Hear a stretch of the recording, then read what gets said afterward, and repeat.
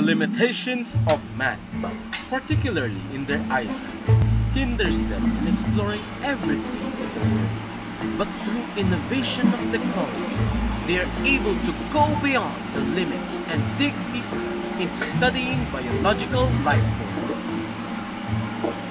Although it is now ubiquitous in modern times, it still remains essential in every corner of every laboratory in the world.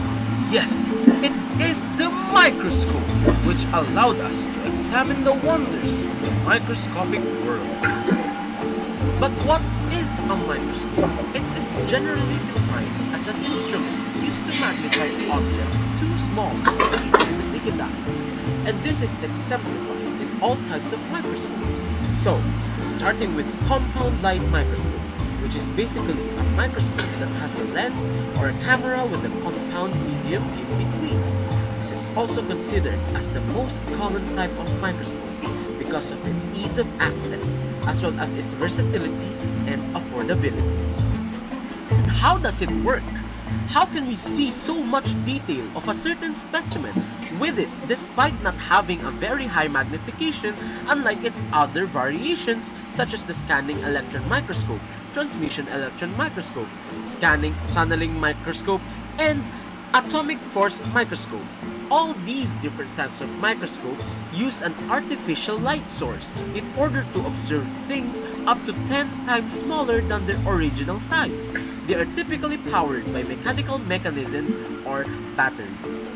And to note, the compound light microscope uses several microscope lenses that allow for magnification without compromising the quality of the image that is created. To precisely measure the size of your specimen, you must also determine the microscope's field of vision in addition to the lens magnification.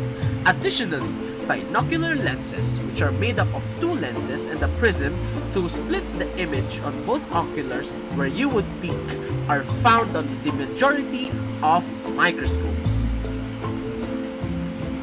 The compound light microscope that operates on the principle that the combination of lenses increases the sample's magnification. First, the sample is observed in the tube as a primary picture, and then it is displayed once more in the eyepiece. As for the light source, which is called the illuminator, is one of the prominent features along with the magnification, resolution, and contrast. The standard magnification of this microscope ranges from 40 times, 100 times, 400 times, up to 1000 times. In addition to its magnification is the resolution, which makes the magnified specimen to have more clarity by making the details sharper depending on the wavelength of light or electrons used. And when distinguishing the specimen itself from its surroundings, the contrast feature comes to play by adjusting the color of the light and its intensity. And when a scientist, for example, wants to enhance the contrast, the specimen is stained with its appropriate state. As for the rest of its parts, the ocular lens is where the observer looks through to observe the specimen, which is usually at 10 times magnification. Following this is the objective lenses, where the observer can adjust the magnification from scanning, low-powered, high-powered, up to oil immersion objectives. And this differs with different types of microscopes, which you'll see in a bit, so stay tuned. Next, the revolving nosepiece is one of the movable parts of which serve to hold all of the objective lenses so that the observer can switch to any desired magnification. Right here is the mechanical stage, which is also a movable part. Its flat surface helps keep the specimen slide balanced for more precise movement and positioning. Within the flat surface is the stage clips, which serve to hold and keep the specimen slide in place. Right below these are the knobs, starting with the coarse adjustment knob, which is used to adjust the height level of the specimen by moving the stage up or down. Meanwhile, within this knob is the smaller one called the fine adjustment knob, which is used to bring the specimen into sharp focus under low power. Notable mentions are the other electron microscopes. One of the prominent ones is the scanning electron microscope, or SEM in short, which specializes in examining the surface of particles such as metals, ceramics, and other composites. It operates on the principle of creating images of a substance by using a powerful electron beam to scan the sample. Different signals are produced by the electrons' interactions with the atoms in the sample, and these signals include information about the material's topography and structure. And the total magnification for this type of microscope is 1 million times, which allows for nanoparticle examination.